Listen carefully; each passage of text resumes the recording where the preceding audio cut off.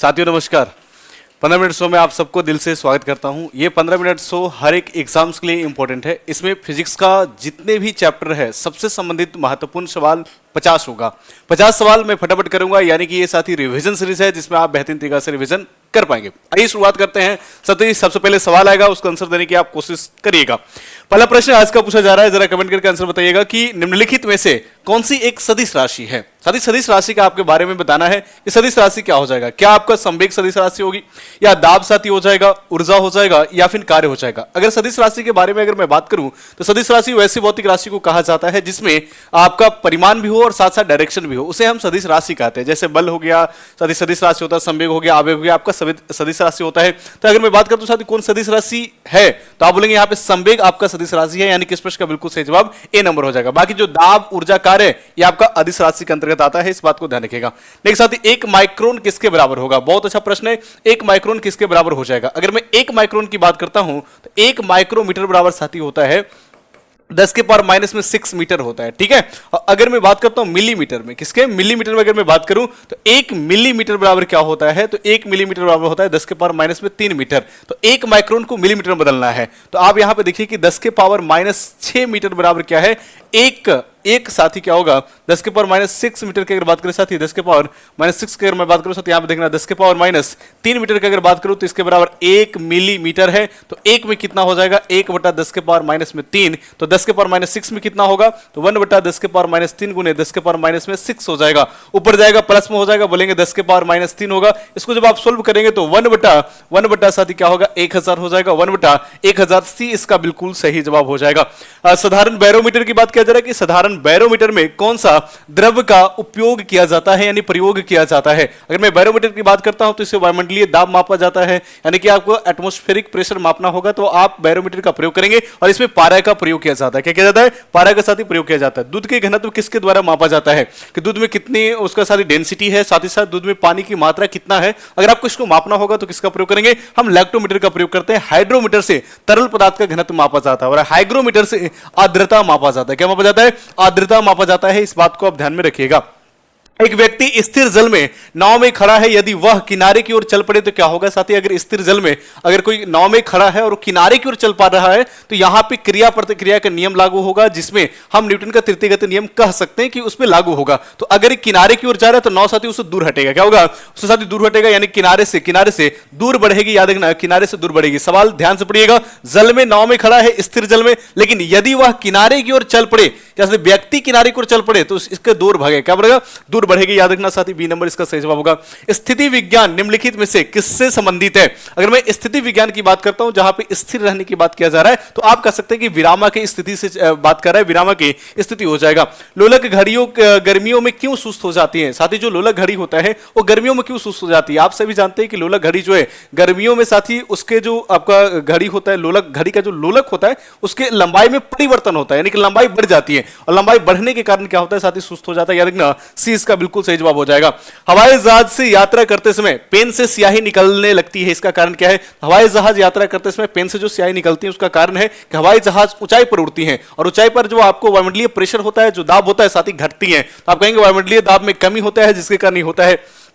समुद्र में प्लवन करते हुए आइसबर्ग का कितना भाग समुद्र की सतह से ऊपर होता है साथी। अगर कोई आइसबर्ग है उसको आप समुद्र में डालते हैं तो आप देखेंगे उसका साथी बहुत कम हिस्सा पानी के अंदर होता है, लेकिन अधिकांश हिस्सा ऊपर ही होता है। तो बोलेंगे 1/10 साथी क्या होता है, सतह के ऊपर होता है। वी इसका बिल्कुल सही जवाब होगा। वर्षा के बूंदे किसके कारण गोलाकार होते हैं, तो वर्षा का बूंदा साथी पृष्ठ तनाव के कारण गोलाकार होता है। वी इसका बिल्कुल सही जवाब होगा। निम्नलिखित में से कौन सा सबसे अधिक श्यान है। श्यान मतलब साथी जिसमें श्यानता के गुण होता है। श्यानता मतलब गढ़ापन। जो ऑप्शन दे रखा है उस ऑप्शन में से गढ़ापन सबसे ज्यादा किसमें है, तो आप बोलेंगे सर सबसे ज्यादा जो गढ़ापन है और सबसे ज्यादा गढ़ापन आपका शहद में होता है। जो ऑप्शन दे रखा है उसके अगर मैं बात करूं तो सबसे ज्यादा किसमें होगा, शहद में, यानी कि सी नंबर बिल्कुल सही जवाब होगा। यदि बीपीएससी एडीओ का अगर आप तैयारी करते हैं तो हमारे एप्लीकेशंस द ऑफिशियल अकेडमी पर एक कोर्स उपलब्ध है जहां पे मात्र 999 में बेहतरीन तरीका से एनसीईआरटी के साथ हर एक सब्जेक्ट को आप पढ़ सकते हैं। तो जुड़ना बिल्कुल मत भूलिएगा हमारे एप्लीकेशंस द ऑफिशियल अकेडमी पर। नेक्स्ट साथी, अनुदैर्ध्य तरंग का उदाहरण क्या है। अगर मैं साथी तरंग की बात करता हूं तो एक यांत्रिक यांत्रिक होता है जिसको एक स्थान से दूसरे स्थान जाने के लिए माध्यम की आवश्यकता पड़ती है, एक अयांत्रिक होता है जिसमें माध्यम की आवश्यकता नहीं पड़ती है। उसी में यांत्रिक की बात करें अनुप्रस्थ और अनुदैर्ध्य होता है, तो जो आपका अनुदैर्ध्य तरंग होगा वो आपका ध्वनि हो जाएगा। बाकी जो रेडियो तरंग है, एक्स किरण है और गामा किरण है, ये आपका अनुप्रस्थ के अंतर्गत आता है। क्या आता है? अनुप्रस्थ के अंतर्गत आएगा, विद्युत चुंबकीय तरंग होता है, इस बात को ध्यान रखना। नेक्स्ट, निम्नलिखित में से किसमें ध्वनि का चाल सबसे अधिक होती है? अगर मैं बात करूं ध्वनि के चाल के बारे में, तो जो ठोस पदार्थ होता है, इस ठोस पदार्थ में ध्वनि का चाल सबसे अधिक होता है। अगर मैं साथी द्रव की बात करता हूं, इसमें इससे कम होता है, और गैस में ध्वनि का चाल बहुत कम होती है। तो अगर मैं बात करूं साथी यहां पे कि सबसे अधिक किसमें होगा, तो हवा साथी गैस है, तो इसका चर्चा ही नहीं करेंगे। ये आपका जल है, लोहा आपका ठोस है, तो डी नंबर इसका बिल्कुल सही जवाब होगा। देखो हम इस ऑप्शन में कब चर्चा करते हैं? डिग्री सेल्सियस, जब पूरे ऑप्शन में साथी क्या रहता है? गैस रहता। जब पूरे ऑप्शन में गैस रहता है या पूरे ऑप्शन में वायु रहता, तो हम डिग्री सेल्सियस से देखते हैं, और जिसका डिग्री सेल्सियस ज्यादा होता हम कहते हैं कि उसमें ध्वनि का वेग ज्यादा हो जाएगा, क्योंकि तापमान पर भी निर्भर करता है। लेकिन फिलहाल यहां पे एक गैस है, एक जल है, एक लोहा है, तो हम ठोस द्रव गैस के कॉन्सेप्ट पर बताएंगे। दूरदर्शन प्रसारणों में ध्वनि संकेतों को प्रेषित करने में प्रयुक्त तकनीक क्या है? याद रखना, आवृत्ति मॉड्यूलेशन होता है। साथ ही सी नंबर बिल्कुल सही जवाब है। सीटी स्कैन करने में प्रयोग में लाई जाती है, सीटी स्कैन जब हम करते हैं तो उसके प्रयोग में किसको लाया जाता है? क्या हम आवृत्त किरण का प्रयोग करते हैं? बिल्कुल नहीं। इसका प्रयोग टीवी का रिमोट कंट्रोल में किया जाता है। प्रसव का बिल्कुल नहीं साथी, दृश्य का नहीं, एक्स किरण का प्रयोग किया जाता है सीटी स्कैन में। एक्स किरण का एक्सरे करने में भी किया जाता है, टूटी हड्डियों को जोड़ के टूटी हड्डियों की जांच करने में भी इसका प्रयोग किया जाता है। तो आप कह सकते हैं इसका एक्स किरण बिल्कुल सही जवाब होगा। रडार का प्रयोग मुख्य रूप से किया जाता है, जो आपका साथी रडार होता है जिसे हम रेडियो डिटेक्शन एंड रैंकिंग कहते हैं, इसका प्रयोग कहां किया जाता है? तो हवाई अड्डों पर वायुयान की संचालन में किया जाता है, यानी कि किसी वस्तु की उपस्थिति को प्राप्त करने के लिए इसका प्रयोग किया जाता है। आप लोगों के साथ ही प्रकाश तरंग द्वारा वस्तुओं को पता लगाने में नाजीना, तरंगों को परिवर्तित करके वस्तुओं को पता लगाने में साथ ही नाजीना, रेडियो तरंग द्वारा वस्तुओं की उपस्थिति या फिर स्थिति को प्राप्त करने के लिए बिल्कुल सही जवाब साथी क्या हो जाएगा? आपका सी नंबर की किसी वस्तुओं का उपस्थिति को पता लगाने के लिए किया जाता है ना, परिवर्तित करने के लिए नहीं। सी इसका बिल्कुल सही जवाब होगा। टेलीविजन दर्शक डिश एंटीना प्रयुक्त करते समय बरसात में आपका उपग्रह सिग्नल नहीं प्राप्त करते हैं, क्यों साथी? आप देखोगे कि जब आप टेलीविजन को चला रहे हैं, टीवी को चला रहे हैं, वो सिग्नल मिल रहा है एंटीना से, तो उस क्रम में आप देख रहे होंगे साथी कि आपको एंटीना बरसात के मौसम में नहीं चलती हैं। उसका कारण क्या है? कि क्या एंटीना छोटा होता है? बिल्कुल गलत है। छोटा होने से उसका साथी लेना देना कुछ नहीं है। इसलिए होता है कि वर्षे जब बरसात होती है तो वर्षे में साथी बूंदे नीचे गिरते हैं, उस समय क्या होता है? जो सिग्नल आते हैं, जो सिग्नल में साथी आपका रेडियो तरंग होता है, उसको अवशोषण कर लेता है वर्षे के बूंदे, है ना। तो आप कह सकते हैं बिल्कुल सही जवाब है, वर्षे के बूंदे रेडियो तरंग का ऊर्जा जो होता है उसको अवशोषण कर लेता है। वर्षा के बूंदे रेडियो तरंग की ऊर्जा मूल दिशा से विचलित कर देता है, और जो साथी वहां से रेडिएशन आ रहा है, क्योंकि हम सैटेलाइट के माध्यम से उसको सिग्नल दिखा पाता है, तो जो सैटेलाइट से हमारे पास पहुंचती है तरंग, उसको दिशा को विचलित कर देता है कौन? वर्षे के बूंदे। इसलिए साथी ऐसा होता है। तो बोलेंगे 2 और 3 सही होगा, 2 और 3 सही हो जाएगा। सी इसका बिल्कुल सही जवाब। निम्नलिखित में से किसके संदर्भ में ताप अपघटन और प्लाज्मा गैसीकरण शब्दों का उल्लेख किया गया है? तो साथ याद रखिएगा, जो आपको उल्लेख किया गया है अपशिष्ट से ऊर्जा प्रौद्योगिकी में, किसमें? अपशिष्ट से ऊर्जा प्रौद्योगिकी में शादी किया गया है। निम्नलिखित युक्तियों में से किसको मोटर गाड़ी के इंजन को ठंडा करने में किया जाता है? साथी अब जब आपने गाड़ी देखा होगा, चाहे वो 4 व्हीलर हो या फिर साथी 6 व्हीलर हो, 8 व्हीलर हो, तो आप उसमें देखेंगे एक रेडिएटर होता है, और रेडिएटर में हम गाड़ी चालू करने से पहले, स्टार्ट करने से पहले ही पानी डालते हैं, ताकि वो मशीन को, उसका जो इंजन उसको ठंडा रखे, है ना, और साथ ही गाड़ी गर्म ना होती है। आपका रेडिएटर हो जाएगा। इसी नंबर इसका बिल्कुल सही जवाब होगा। गर्मी के मौसम में एक पंखा आराम का बोध कराता है, क्योंकि यदि गर्मी में आप पंखे के जैसे बहुत काम कर रहे हैं तो आपको बहुत ज्यादा गर्मी लगता है, लेकिन आप पंखा के नीचे जब जाते हैं तो आपको ठंडक महसूस करता है। क्योंकि वहां पे वाष्पीकरण की प्रक्रिया होता है, और जहां पे भी वाष्पीकरण की प्रक्रिया होती है, आप कह सकते हैं कि ठंडक महसूस होता है, लेकिन वाष्पीकरण की प्रक्रिया तेज कर देता है कौन? पंखा। इसलिए आपको ज्यादा ठंडा महसूस होता है। हवा ठंडा पंखा देती है, बिल्कुल गलत है। पसीना और अधिक गर्मी साथ बिल्कुल गलत है। चलकता गलत, हमारा पसीना अधिक गति से वाष्पित होता है, इसलिए हमें पंखा के नीचे ठंडा ज्यादा महसूस होता है। एक लोहे के गेंद को गर्म किया जाए तो सर्वाधिक प्रतिशत वृद्धि क्या होगा? उसके किस में होगा? अगर लोहे के गेंद को हम गर्म करते हैं तो उसमें या तो रैखिक प्रसार होगा, मतलब लंबाई बदलेगा, या क्षेत्रीय प्रसार होगा, मतलब एरिया बदलेगा, या फिर आयतन प्रसार होगा। मेरे प्यारे साथी, जब किसी पदार्थ को गर्म किया जाता है तो उसका आयतन प्रसार सबसे ज्यादा होता है, यानी कि एरिया सबसे ज्यादा बढ़ेगा। एरिया मतलब क्षेत्रफल नहीं, फैलने का जो साथी प्रवृत्ति है वो ज्यादा बढ़ेगा, जिसे हम आयतन में प्रसार कहते हैं, आयतनिक प्रसार कहते हैं, साथ ही वॉल्यूम एक्सपेंशन कहते हैं। सूची 1 और 2 को मिलाना है। अगर जल के क्वथनांक की बात करें तो डिग्री सेल्सियस में 100 डिग्री सेल्सियस होता है, लेकिन ऑप्शन के अकॉर्डिंग इसे केल्विन में बदलना है तो 273 इसको आपको जोड़ देना होगा। जैसे 273 जोड़ेंगे तो आपको हो जाएगा 373। शरीर का मानव शरीर का सामान्य तापमान 37 डिग्री सेल्सियस होता है, लेकिन केल्विन में ऑप्शन है तो 273 जोड़ना पड़ेगा, 310 हो जाएगा, 310 हो जाएगा। साथ ही जल का अधिकतम घनत्व 4 डिग्री सेल्सियस पर होता है, लेकिन केल्विन में है तो 273 जोड़कर 277 करना होगा, ये हो जाएगा। बाकी साथी जो बच गया ये आपका 273 केल्विन आप बदल सकते हो। तो ए को मिलाना है 3 के साथ और बी को मिलाना है 2 के साथ। ए को मिलाना है 3 के साथ, बी को मिलाना है साथ ही 2 के साथ। ऑप्शन नंबर डी इसका बिल्कुल सही जवाब होगा। नेक्स्ट, प्रकाश का वर्ण विक्षेपण संभव है। साथी वर्ण विक्षेपण की अगर मैं बात करता हूं तो प्रकाश जो होता है 7 रंगों का मिश्रण होता है। वही 7 रंगों को अगर अलग अलग भागों में बांटना है तो हम प्रिज्म का प्रयोग करते हैं और जो अलग अलग रंगों में बांट देते हैं उसी प्रक्रिया को वर्ण विक्षेपण कहा जाता है। तो ये सिर्फ संभव प्रिज्म के द्वारा है, तो ये नंबर बिल्कुल सही जवाब होगा। एलईडी, आपके घरों में जो अभी प्रयोग किया जा रहा है वो आपका एलईडी ही बल्ब है। और एलईडी साथी जो बल्ब होता है इसका काम क्या है कि ऊर्जा तो पहले कम खपत करता है, यानी बिजली बिल कम आती है। साथ ही साथ जो पहले बल्ब लगाते थे उसके ड्यूरेबल यानी कि साथ ही चलने की जो अवधि है पहले की अपेक्षा ज्यादा होती है। तो आप कहेंगे सर एलईडी प्रकाश स्रोत ऊर्जा को कम खपत करता है, बिल्कुल सही जवाब है। प्रकाश बल्बों को अधिक अवधि तक कार्य करता है, बिल्कुल सही जवाब है। एलईडी में पारा का प्रयोग किया जाता है, गलत है साथी। एलईडी में पारा का प्रयोग नहीं किया जाता है, इस बात को ध्यान रखना। एलईडी को ट्रैफिक सिग्नल में किया जाता है, यह भी बिल्कुल सही है। तो आपसे पूछ रहा है कि जो कथन गलत है बताइए, तो गलत कथन क्या है? सी, इसमें पारा का प्रयोग नहीं किया जाता है। अगर मैं नेक्स्ट बात करता हूं साथी, निम्नलिखित में से किसका वेग अधिकतम होता है? साथी कास्मिक किरण, प्रकाश, इलेक्ट्रॉन, प्रौद्योगिकी। सबसे ज्यादा जो साथी आपका वेग होता है वो प्रकाश को होता है, याद रखना लाइट का सबसे ज्यादा होगा। इंद्रधनुष दिखाई पड़ता है, इंद्रधनुष किसके कारण दिखाई पड़ता है? इंद्रधनुष वर्षा के दिनों में जैसे ही वर्षा समाप्त होती है उसके तुरंत बाद सूर्य के विपरीत दिशा में साथी एक रंगीन पट्टी होता है जिसे हम इंद्रधनुष कहते हैं। इंद्रधनुष बनने का मुख्य कारण प्रकाश का वर्ण विक्षेपण होता है, लेकिन इसके साथ साथ सहायक कारक भी होता है, अपवर्तन होता है, पूर्णांतिक परिवर्तन होता है। लेकिन अगर मैं मुख्य कारक की बात करता हूं तो क्या हो जाएगा? आपको साथ ही वर्ण विक्षेपण हो जाएगा। हीरा चमकदार दिखाई देता है, इसका कारण क्या है? हीरा का साथ ही चमकने का मुख्य कारण क्या है? पूर्ण आंतरिक परिवर्तन, टोटल इंटरनल रिफ्लेक्शन कहा जाता है। जैसे हीरा चमकता है इसी के कारण, प्रकाश ऑप्टिकल जो फाइबर होता है इसी सिद्धांत पर काम करता है। अब मृग मृछिका की बनना इसी सिद्धांत पर काम करता है। तो याद रखना संपूर्ण आंतरिक परिवर्तन के कारण साथ ही हीरा चमकती है। सी नंबर बिल्कुल सही जवाब है।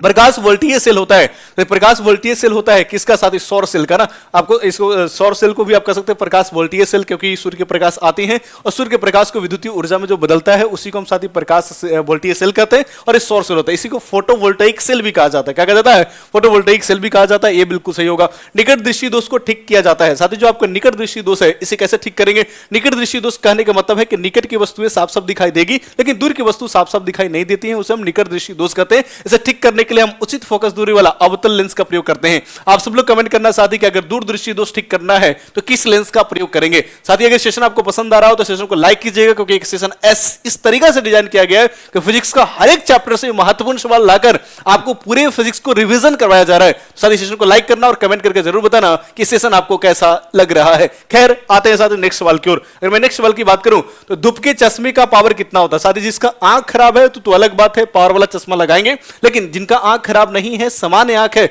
और धूप में जाना चाहते हैं तब भी आंख को साथ ही सुरक्षित रखने के लिए, आंख खराब ना हो जाए इसलिए तेज रोशनी से बचने के लिए वहां पे एक चश्मा लगाया जाता है जिसे हम बोलते हैं धूप का चश्मा, और उसका पावर होता है 0 डायोप्टर। क्या होता है? 0 डायोप्टर होता है। ए नंबर बिल्कुल सही जवाब होगा।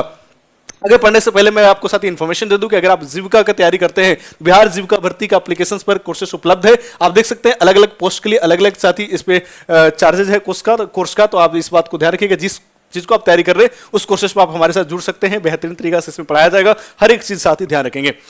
किस गुणधर्म के कारण पानी से भरे बर्तन में डूबी गई छड़ी टेढ़ी दिखाई देता है? बोलेंगे सर ये आपको अपवर्तन का प्रक्रिया अपवर्तन का उदाहरण है। निम्नलिखित में से अधातु में से कौन सा एक विद्युत को मंद चालक नहीं है? मंद चालक मतलब साथ जिसमें विद्युत धारा मतलब जाता हो, ना, क्योंकि आप जानते हैं जितने भी अधातु हैं उसमें धारा प्रवाहित नहीं होती है, और जितने भी अधातु उसमें धारा प्रवाहित नहीं होते, सिर्फ धातु में ही धारा प्रवाहित होती है। लेकिन साथ ही कुछ ऐसे अधातु हैं जिसमें धारा प्रवाहित होती है, तो आप सब में बोलेंगे कि मंद होता है, लेकिन जो सिलीनियम है, इस सिलीनियम में साथ ही क्या होता है? मंद नहीं है, इसमें धारा अच्छी खासी मात्रा में प्रवाहित हो जाती है, इस बात को ध्यान रखना।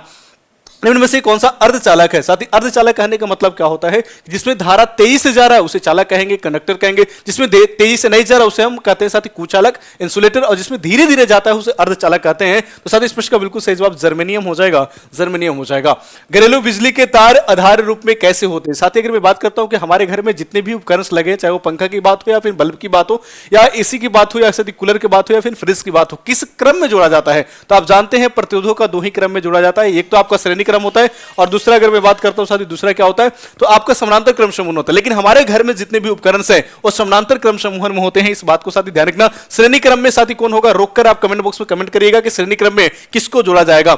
नेक्स्ट, डायनेमो एक युक्ति है जो प्रवर्तित करते हैं। साथी डायनेमो एक यंत्र है और कई बार अलग अलग एग्जाम्स में प्रश्न पूछा गया है। तो डायनेमो किस ऊर्जा को किसमें बदलता है? डायनेमो मतलब जनरेटर। स्टार्ट करने के लिए हैंडल लगाकर पहले जोर से घुमाते हैं, तो घुमाने के क्रम में ये यांत्रिक ऊर्जा होगा, फिर उससे धारा निकलना शुरू हो जाता है। तो आप बोलोगे यांत्रिक ऊर्जा को विद्युतीय ऊर्जा में बदला जाता है, ठीक है। यानी कि मैकेनिकल एनर्जी को इलेक्ट्रिकल एनर्जी में बदला जाता है। सी इसका बिल्कुल सही जवाब होगा। 3 पिन बिजली के प्लग में सबसे लंबी पिन को जोड़ना चाहिए साथी किससे? सबसे लंबी पिन को किसमें जोड़ेगा साथी? याद रखना आधार के सिरे से जोड़ा जाएगा। ए नंबर बिल्कुल सही जवाब है। यदि 60 वाट का बल्ब प्रतिदिन 5 घंटा प्रयोग किया जाता है तो 30 दिन में कितने यूनिट बिजली खपत करेंगे? साथी इसके लिए एक रामबंद ट्रिक है कि एन बराबर जितना वाट का है गुना कर दो साथी, जितना घंटा जलाया जा रहा है गुना कर दीजिए, जितना दिन जलाया जा रहा है गुना कर दीजिए, फिर 1000 से भाग कर दीजिए, डायरेक्ट आपका यूनिट निकल कर आ जाएगा। क्या आ जाएगा? यूनिट निकल कर आ जाएगा। 5 दूनी 10 और साथी क्या होगा? 2 तिहाई 6, यानी क्या हो गया? यूनिट बराबर आ गया साथी 3 यूनिट। कितना आ गया? 3 यूनिट साथी आ गया। सॉरी माफ करना साथी 3 यूनिट और 3 यूनिट यहाँ 3 3 क्या होगा? 9 यूनिट। कितना होगा? 3 गुने 3 कितना होगा? 9 यूनिट आ गया। इस बात को ध्यान रखिए, जब ऐसे सवाल होंगे तो डायरेक्ट आप लगा सकते हैं कि जितना वाट है, जितना दिन है, जितना घंटा गुना करिए, 1000 से भाग कर दीजिए तो 3 3 क्या होगा? 9 यूनिट हो जाएगा। आपका साथी बी नंबर इसका बिल्कुल सही जवाब होगा। मोबाइल चार्जर होता है साथी, जो आपको मोबाइल चार्जर होता है क्या आपको एसी से चार्ज होता है? बोलेगे नहीं, वो आपका डीसी से चार्ज होता है। यानी कि उसके अंदर एक ट्रांसफार्मर होता है जो हाई वोल्टेज को लो वोल्टेज में बदलता है, हाई वोल्टेज को लो वोल्टेज में बदलता है। तो साथी आप कहेंगे एक जो स्टेप अप ट्रांसफार्मर होता है इसे उच्चाई कहते हैं, ये वोल्टेज को बढ़ा देता है, लेकिन यहां पे वोल्टेज को घटाता है चार्जर जो आपको मोबाइल, तो इसको बोलेंगे अप से ही ट्रांसफर होता है। इसके साथ साथ साथी इसके साथ साथ उसमें जो लगा रहता है रेक्टिफायर जो एसी करंट को डीसी में बदले, क्योंकि हम सबके मोबाइल में एक बैटरी होता है, वो डीसी बैटरी होता है और वो साथी करंट हमारे घर में जो आता है वो एसी करंट आता है, लेकिन उसको बदलने के लिए रेक्टिफायर होता है जो एसी को डीसी में बदल रहा है। साथ ही साथ वोल्टेज को भी कम करता है, तो वोल्टेज को कम करने के लिए हम जो आपको ट्रांसफार्मर लगता है वो स्टेप डाउन ट्रांसफार्मर है, जिसे अपचयी ट्रांसफार्मर कहा जाता है। इस बात को ध्यान रखना।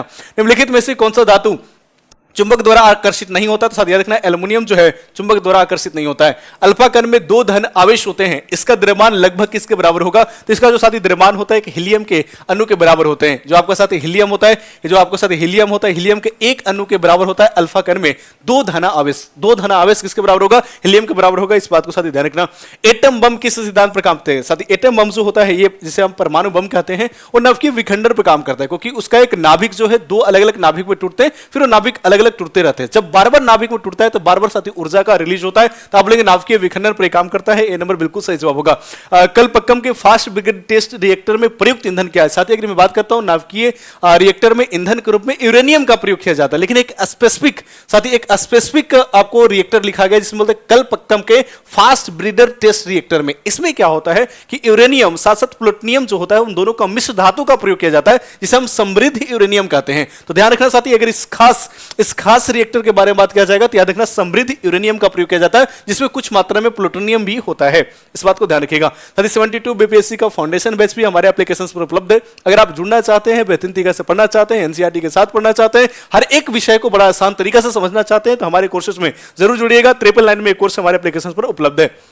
निम्नलिखित में से कौन सा यूरेनियम समस्थानिक परमाणु ऊर्जा का संयंत्र में बिजली का उत्पादन में इस्तेमाल किया जाता है? याद रखना साथी यूरेनियम के ढेर सारा समस्थानिक है, उसी में से यूरेनियम 235 जो होता है साथी यूरेनियम 235 इसका प्रयोग किया जाता है साथी परमाणु ऊर्जा संयंत्र में। फायर अलार्म में साथी किसका प्रयोग किया जाता है? याद रखना साथी फायर अलार्म में जो प्रयोग किया जाता है फोटो सेल का उपयोग किया जाता है, जो धुआं को पहचानने में काम आता है। ए नंबर बिल्कुल सही जवाब होगा। निम्नलिखित में से किसका आविष्कार विलियम रॉन्टजन द्वारा किया गया था? अगर विलियम रॉन्टजन की बात करें साथी तो आपका एक्सरे मशीन जो है इसका खोज किए थे। बल्ब के बारे में थॉमस अल्वा एडिसन किया था, रेडियो को मार्कोनी ने खोज किया था। निम्नलिखित में से किस वैज्ञानिक ने गुरुत्वाकर्षण का सार्वभौमिक नियम दिया था? अगर स्थिरांक की बात किया जाएगा तो साथी स्थिरांक किसने दिया था? आप सब लोग कमेंट करो। जो बड़ा जी है, ये बड़ा जी का मान किसने दिया था? कमेंट करना। लेकिन अगर मैं नियम की बात करता हूं तो नियम साथी न्यूटन साहब ने दिया है। इस बात को ध्यान रखिएगा। चंद्रमा की सतह से एक चट्टान को पृथ्वी पर लाया जाता है तब क्या होगा? जब साथी पृथ्वी से चंद्रमा पर ले जाया जाए, चंद्रमा से पृथ्वी पर लाया जाए, तो बात याद रखिएगा भार बदलता है लेकिन द्रव्यमान कभी नहीं बदलता है। ऐसे प्रश्न कई एग्जाम्स में पूछा जा चुका है। याद रखना साथी, द्रव्यमान बदलेगा बिल्कुल नहीं, दोनों बदलेगा साथी नहीं, दोनों साथी अपरिवर्तित रहेगा गलत, भार बदलेगा द्रव्यमान कभी नहीं बदलता है। डी इसका बिल्कुल सही जवाब होगा। पारसिक साथी क्या है? दूरी की सबसे बड़ी इकाई को हम पारसिक कहते हैं। ए नंबर बिल्कुल सही जवाब होगा। मानव शरीर का भार होता है, मानव शरीर का साथी भार वहां पे मैक्सिमम होगा जहां पे जी का मान मैक्सिमम होता है। जी मतलब छोटी जी का मान जहां पे मैक्सिमम होगा। तो आप सभी जानते हो कि छोटी जी का मान ध्रुवों पर अधिकतम होता है, इसलिए मानव शरीर का भार भी साथी जी पर ही अधिकतम, ध्रुवों पर ही अधिकतम होगी। फिर प्रेशर कुकर में भोजन कम समय में तैयार हो जाता है, क्योंकि साथी आप जानते हैं प्रेशर कुकर में आपको जैसे ही आप गर्म करते हैं उसका दाब बढ़ जाता है साथी, जिसके कारण आप कह सकते हैं कि क्वथनांक बढ़ जाता है। क्या क्वथनांक बढ़ जाता है? तो ये साथी महत्वपूर्ण प्रश्न था। कैसा लगा कमेंट बॉक्स में कमेंट करके जरूर बताइएगा। अच्छा लगा हो तो सेशन को लाइक जरूर कीजिएगा। मिलते हैं फिर नेक्स्ट क्लास में इसी तरीके से साथ ही शानदार सेशन में। तब तक के लिए आप सभी जहां पर रहिए, हंसते रहिए, मुस्कुराते रहिए, मन लगा के तैयारी करते रहिए। All the best, thank you, जय हिंद।